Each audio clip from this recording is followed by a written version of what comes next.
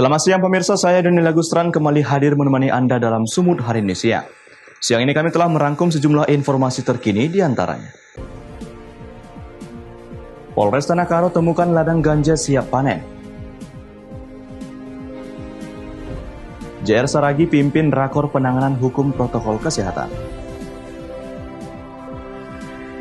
6 petugas medis positif COVID-19, 2 puskesmas di Asahan lockdown. Selain cuplikan berita tadi, kami juga akan menghadirkan beragam informasi lainnya. Pemirsa, kita jelang Sumut hari ini siang selengkapnya.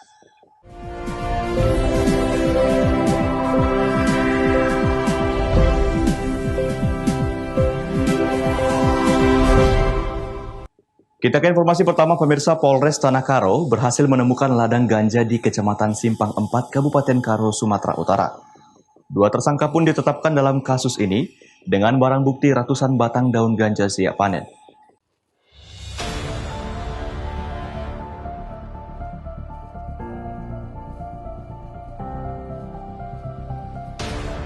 Tim Satuan Reserse Narkoba Polres Tanah Karo berhasil mengamankan ratusan batang pohon ganja siap panen dari sebuah perladangan di Desa Beganding, Kecamatan Simpang 4, Kabupaten Karo, Sumatera Utara. Terungkapnya ladang ganja ini berawal ditangkapnya seorang tersangka berinisial JST, warga Jalan Kota Cane, Kecamatan Kabanjahi, Kabupaten Karo, saat hendak melakukan transaksi dengan petugas yang menyamar sebagai pembeli. Dari tangan tersangka, petugas mengamankan barang bukti narkotika jenis ganja seberat 140 gram. Tidak sampai di situ, petugas kemudian mengembangkan penyidikan dan mendapati bahwa barang haram tersebut berasal dari tersangka LS, warga Desa Beganding, Kecamatan Simpang 4, Kabupaten Karo. Untuk mengelabui petugas, tersangka LS menanam ratusan batang pohon ganja ini di pinggir jurang yang sangat terjal, yang sulit terjangkau. Bahkan petugas kepolisian yang ingin mengamankan barang bukti kewalahan menjalani medan yang terjal. Menurut Kapolres Tanah Karo AKBP Justinus Setio Indriyono, dari lokasi penanaman diamankan sebanyak 246 batang pohon ganja serta 400 gram daun ganja siap edar dengan ketinggian 52 cm hingga 274 cm yang berada pada 5 titik lokasi berbeda dan saling berdekatan. Pengungkapan ladang ganja ini dimulai dengan penangkapan salah satu orang tersangka dengan inisial JT, ya. Jadi yang bersangkutan pekerjaan sopir yang akan menuju ke Bandung, di sana ditemukan sekitar 2 on. Kemudian dikembangkan dan berhasil mengamankan tersangka berikutnya atas nama MS. Kita persangkakan pasal 111 ayat 2 dan 114 ayat 2 Undang-Undang Narkotika nomor 35 tahun 2009 dengan ancaman minimal 5 tahun penjara dan maksimal 20 tahun penjara. Saat ini kedua tersangka beserta barang bukti sudah diamankan di Polres Tanah Karo. Dan untuk bertanggungjawabkan perbuatannya, kedua tersangka dikenakan pasal 114 ayat 2 dan pasal 111 ayat 2 Undang-Undang nomor 35 tahun 2009 tentang narkotika dengan ancaman hukuman 20 tahun penjara. Chandra Bukit melaporkan untuk Evarina TV.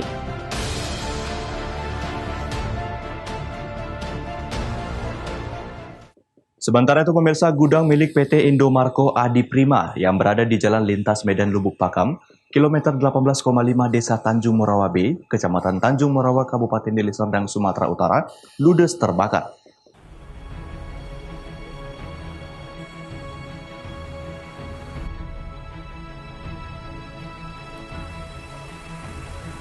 Sumber api diduga akibat hubungan arus pendek listrik dan dalam waktu singkat, gudang terbesar PT Indomarko yang bergerak di bidang retail distributor produk dari PT Indofood Sukses Makmur Indonesia ini ludes terbakar. Meski tidak ada korban jiwa, namun kerugian diperkirakan mencapai miliaran rupiah. Sumber api berasal dari bagian ruang gudang penyimpanan, sehingga banyaknya bahan yang mudah terbakar membuat kobaran api dengan cepat membesar. Selain banyaknya bahan yang mudah terbakar, Sempitnya lorong-lorong yang ada di perusahaan tersebut membuat petugas pemadam kebakaran kesulitan memadamkan api. Api dapat dipadamkan setelah 8 unit mobil pemadam kebakaran dari Pemkab Deli Serdang dan Pemko Medan, serta 1 unit mobil water cannon milik Polresta Deli Serdang tiba di lokasi kejadian.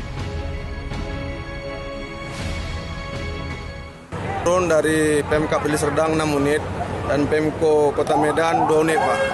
Selain itu ada dinas yang lain, Mas?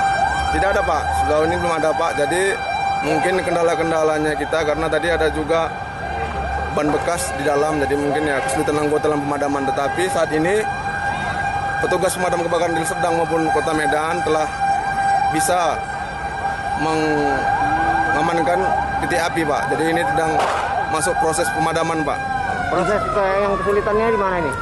Ya, akses airnya agak sulit, Pak. Tapi ini sudah berangsur-angsur mulai bisa membaik masalah airnya, Pak. Kebakaran sekitar jam 7.45, Pak. Saya waktu mau pergi dinas ke Lubuk Pakam. Bang, ini asal api dari ruangan mana, Bang? Langsung dari tempat penyimpanan gudangnya, Indomarko. Di dalam apa barang apa aja tuh? Pabrik makanan ringan, Pak. Makanan ringan anak-anak. Indomie segala macam, dan tapi ada juga tadi situ di belakang ada juga tadi ban bekas. Jadi ini sudah bercampur, Pak. Personel Polsek Tanjung Morawa masih melakukan penyelidikan guna mengetahui secara pasti penyebab kebakaran yang terjadi di gudang PT Indomarko tersebut. Dari percikan dari arus listrik sementara, itu jawaban daripada pihak dari perusahaan. Namun kita nanti dari pihak Sitipol kita ya ataupun dari pihak lapor mungkin nanti menyusul setelah apinya padam. Dan pada saat ini api sudah mulai mengecil, namun karena sempitnya lorong-lorong dari perusahaan ini dan cara bekerja dari dinas kebakaran agak susah masuknya. Abdul Malik melaporkan untuk Evarina TV. Informasi selanjutnya, pemirsa, Kejaksaan Negeri Toba Samosir di Kabupaten Toba akhirnya menetapkan 6 tersangka untuk kasus dugaan tindak pidana korupsi pada kegiatan internasional Toba Kayak Marathon tahun anggaran 2017 di Dinas Pariwisata dan Kebudayaan Kabupaten Toba.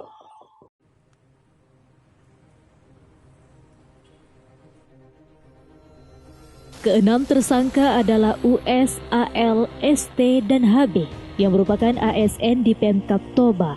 Sedangkan 2 tersangka lain adalah SS dan NT yang merupakan rekanan pada kegiatan tersebut. Berdasarkan keterangan yang disampaikan Kasih Intel Kejari Tobasa, kasus ini mulai diselidiki sejak awal tahun 2020 hingga akhirnya 6 tersangka ditetapkan pada 16 September 2020.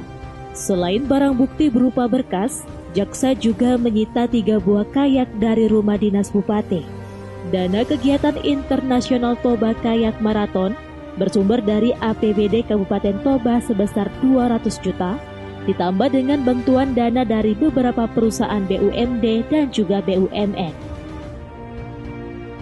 Saat ini kami memberitakan terkait dengan perkara tindak pidana korupsi yang lagi ditangani oleh Kejaksaan Negeri Toba Samosir, di mana perkara itu tentang pengadaan peralatan internasional Toba Kayak Marathon pada Dinas Pariwisata dan Kebudayaan Kabupaten Toba Samosir tahun anggaran 2017. Sepanjang ini perkara itu sudah masuk dalam proses penyidikan, di mana kami sudah melakukan pemeriksaan terhadap para saksi dan melakukan penyitaan terhadap dokumen dan adanya barang bukti yang sudah kami sita, yaitu 3 kayak.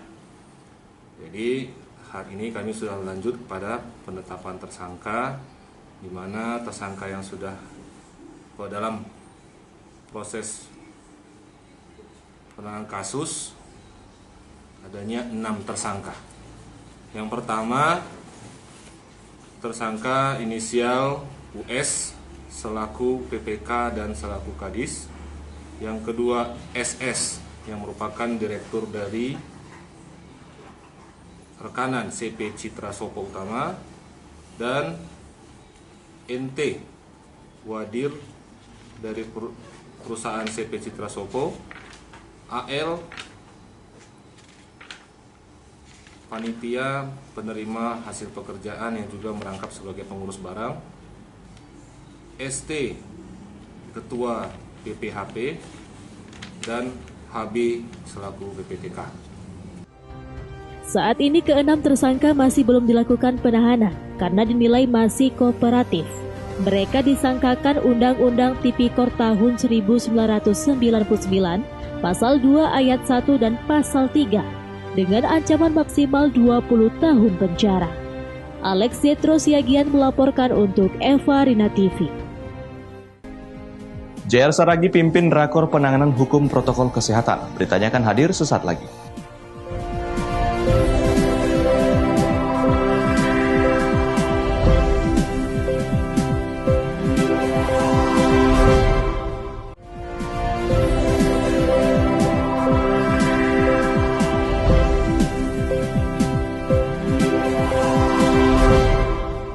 Terima kasih masih bersama kami. Pemirsa, Ketua Gugus Tugas Percepatan Penanganan COVID-19 Simalungun JR Saragi memimpin rakor penanganan hukum terkait protokol kesehatan dalam pencegahan dan pengendalian COVID-19.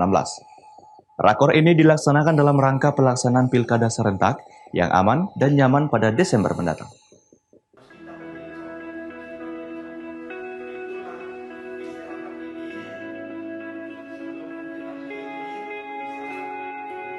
Ketua Gugus Tugas Percepatan Penanganan COVID-19 Simalungun JR Saragi memimpin rapat koordinasi penanganan hukum terkait protokol kesehatan dalam pencegahan dan pengendalian COVID-19 dalam rangka Pilkada serentak yang aman pada Desember mendatang. Rapat dilaksanakan di Posko Gugus Tugas COVID-19 Jalan Asahan, Kecamatan Siantar pada 16 September 2020. Yang dihadiri oleh Forkopimda Simalungun beserta Ketua KPU dan Ketua Bawaslu.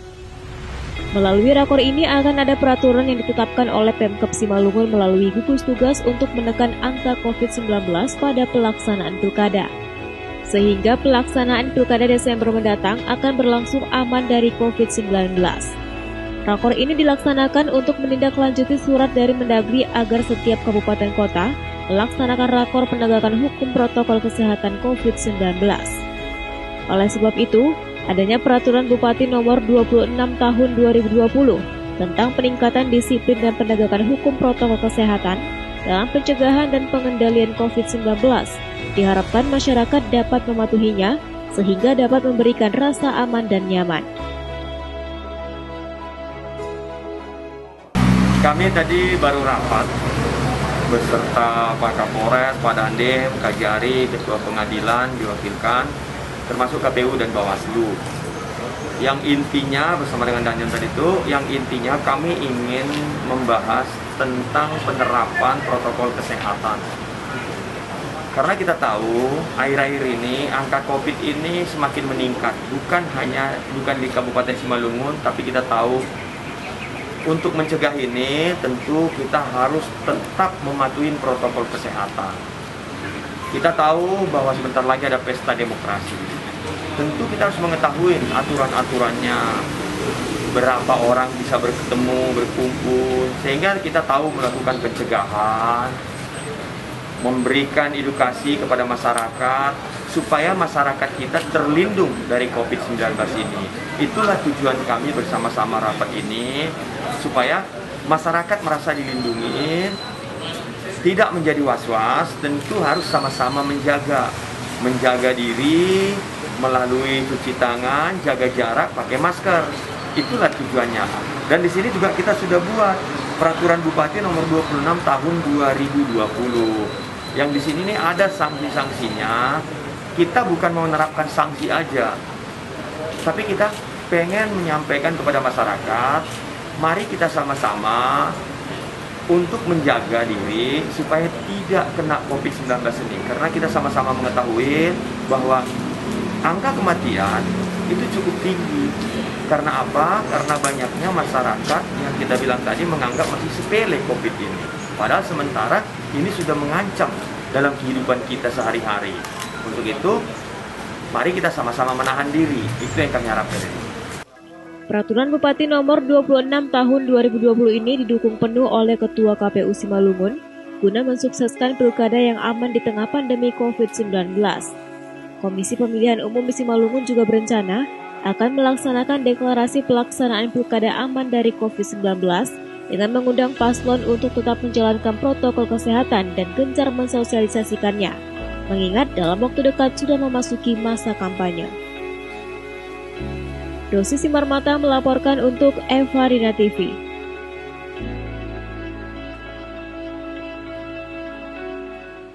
Sementara itu pemirsa, anggota Dewan Perwakilan Rakyat Daerah Kabupaten Karo ganti mobil dinas model baru di tengah pandemi COVID-19. Pergantian mobil dinas ini dianggap berlebihan di saat masyarakat Kabupaten Karo lebih mengharapkan bantuan pemerintah untuk menghadapi pandemi.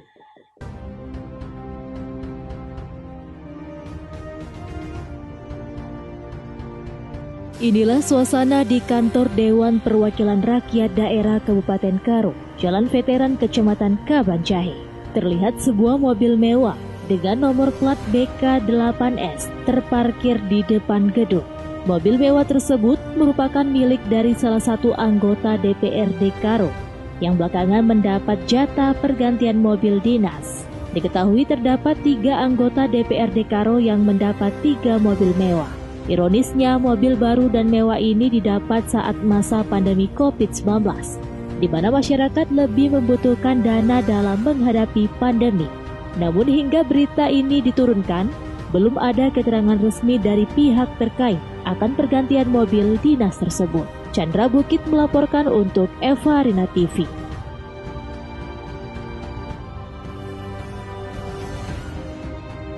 Informasi selanjutnya, pemirsa, pemerintah Kabupaten Simalungun, Sumatera Utara melalui gugus tugas percepatan penanganan COVID-19 bekerja sama dengan TNI Polri melaksanakan operasi justisi dalam rangka penegakan disiplin protokol kesehatan. Bagi warga yang kedapatan tidak memakai masker, akan diberi masker gratis, sekaligus diimbau untuk selalu menggunakan masker saat beraktivitas di luar.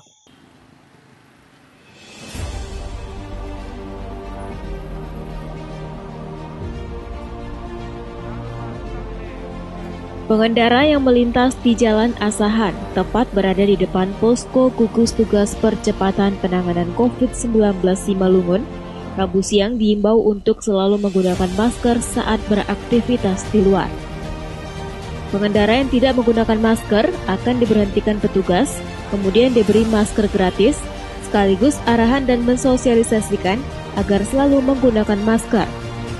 Kegiatan ini dilakukan untuk menindaklanjuti Peraturan Bupati Simalungun Nomor 26 Tahun 2020 tentang peningkatan disiplin dan penegakan hukum protokol kesehatan dalam pencegahan dan pengendalian COVID-19.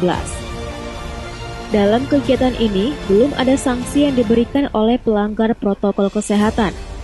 Namun, kedepannya Pemkab Simalungun akan memberlakukan peraturan bagi pelanggar protokol kesehatan, akan diberi tindakan sanksi mulai dari tertulis, kegiatan sosial hingga denda administrasi.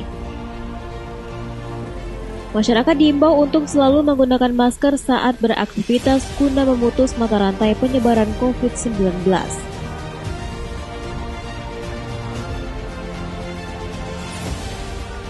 Kami dari Satuan Polisi Pamung Praja bersama dari Polres Simalungun, Dinas Perhubungan dan TNI dalam hal penindaklanjutan nanti Peraturan Bupati Nomor 26 Tahun 2020 tentang peningkatan disiplin dan penegakan hukum protokol kesehatan dalam pencegahan dan pengendalian coronavirus disease 2019. Ke depan ini akan kami sampaikan sampai ke akar rumput di tingkat nagori, Babinsa, Babinkan Ditmas, agar mensosialisasikan ini kepada masyarakat.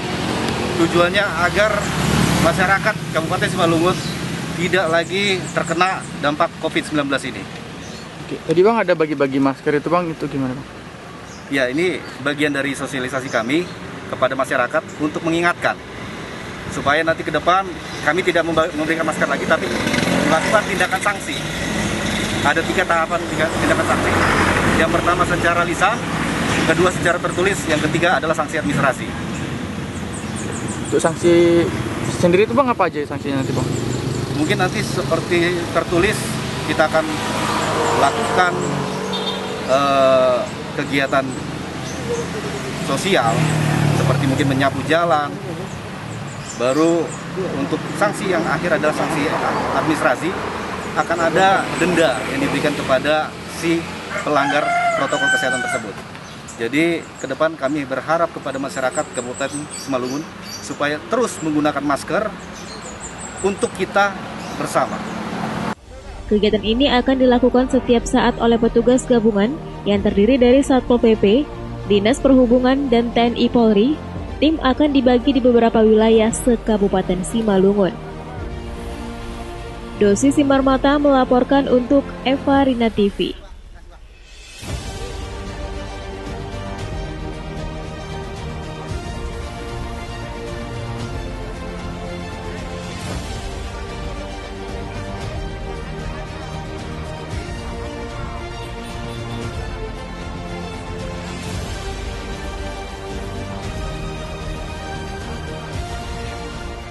Pemirsa Sumut hari ini akan kembali dengan informasi menarik lainnya. Tetaplah bersama kami.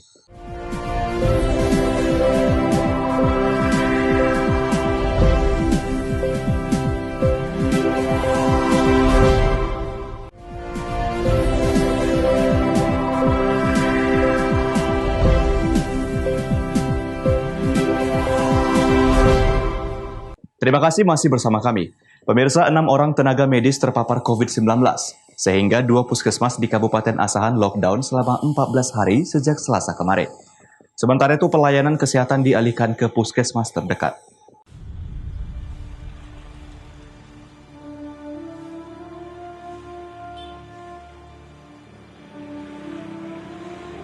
Sebanyak 2 puskesmas di Kabupaten Asahan, Sumatera Utara terpaksa di lockdown sementara selama 14 hari ke depan. 2 puskesmas yang ditutup tersebut yakni Puskesmas Sidodadi dan Puskesmas Rawang Panca-Arga. Penutupan sementara puskesmas dilakukan akibat 6 tenaga medis terpapar COVID-19 berdasarkan hasil swab test, yang mana tenaga medis tersebut sebagai bidan dan kepala puskesmas. Yang mana dari sisi lain salah seorang warga pun yang datang ke salah satu puskesmas di Sidodadi Asahan mengaku baru mengetahui jika puskesmas fasilitas kesehatan BPJS sedang ditutup. Rahmat Hidayat Siregar, jubir gugus tugas COVID-19 mengatakan, untuk pelayanan sementara warga dirujuk ke puskesmas pembantu atau puskesmas terdekat. Penutupan puskesmas ini dilakukan untuk memutus mata rantai penyebaran COVID-19. Mengingat jumlah warga yang terpapar COVID-19 di Asahan terus meningkat, yang mana hingga saat ini terkonfirmasi sebanyak 106 orang. Oleh karenanya pemerintah berharap agar warga tetap mematuhi protokol kesehatan. Ngambil rujukan. Untuk ke rumah sakit. Tahu nggak ini puskesmas tutup hari ini? Enggak, makanya tahu. Tutup ini gitulah. Begitu. Bukan. Ini itulah bang. Gimana ya? Jadi ngurusnya kemana Bu ini di sana? Ya nggak tahu lah kemana mengarahkan ini. Orang seharusnya ngambil rujukan kan ke sini. BPJS fasilitas kesehatannya ke sini, di sini. Ada 2 puskesmas di Kabupaten Asahan dari 25 kecamatan untuk ditutup sementara karena tenaga medis yang ada di puskesmas tersebut ada beberapa dari hasil swab dinyatakan positif COVID-19. Jadi untuk sementara kedua puskesmas itu kita tutup dan diadakan isolasi mandiri bagi seluruh yang staf yang ada di puskesmas tersebut. Puskesmas Kecamatan Kisaran Barat, di situ ada 4 itu perawat bidan dari puskesmas tersebut. Di Rawang Panca-Arga ada 2 kapus, termasuk kapusnya dari hasil swab menyatakan positif COVID dan 1 bidan. Taufik melaporkan untuk Eva Rina TV. Informasi menarik lainnya, pemirsa, di Tianshui, Provinsi Gansu, Cina Barat Laut, ada banyak perusahaan dan bengkel kerja yang berkomitmen melestarikan kerajinan benda-benda yang dihiasi pernis berukir. Dan dengan pesona uniknya, kerajinan tradisional tersebut berhasil menarik minat lebih banyak anak muda untuk menekuninya, serta kembali menghidupkan kerajinan tua berusia 2000 tahun tersebut.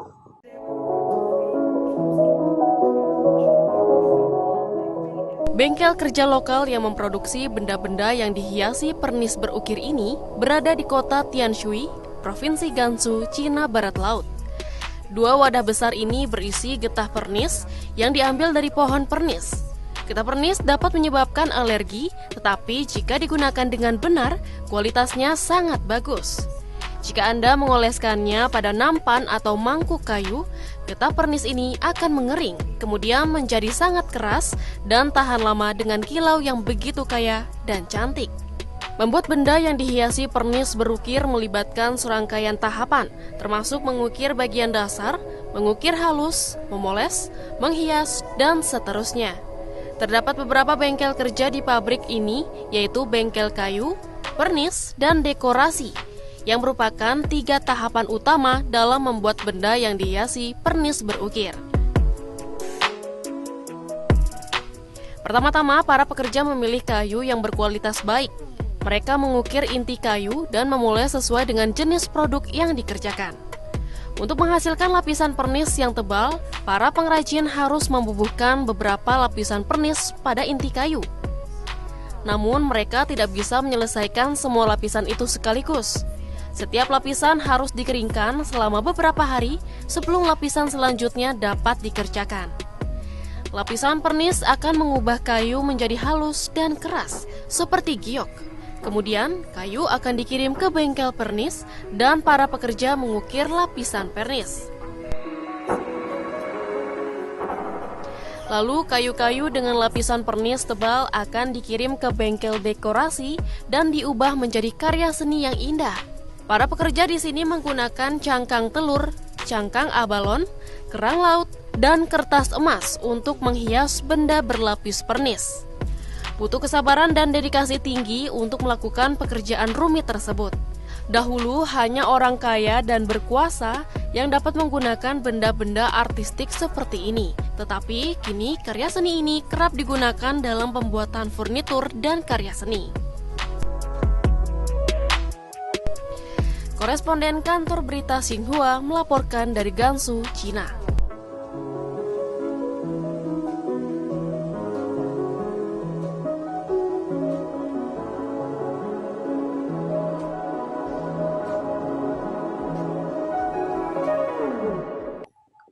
Pemirsa, informasi tadi sekaligus mengakhiri pertemuan kita dalam Sumut hari ini siang. Saya Daniel Agustran, mewakili kerabat kerja yang bertugas, pamit undur diri dari hadapan Anda. Terima kasih atas kebersamaannya dan sampai jumpa.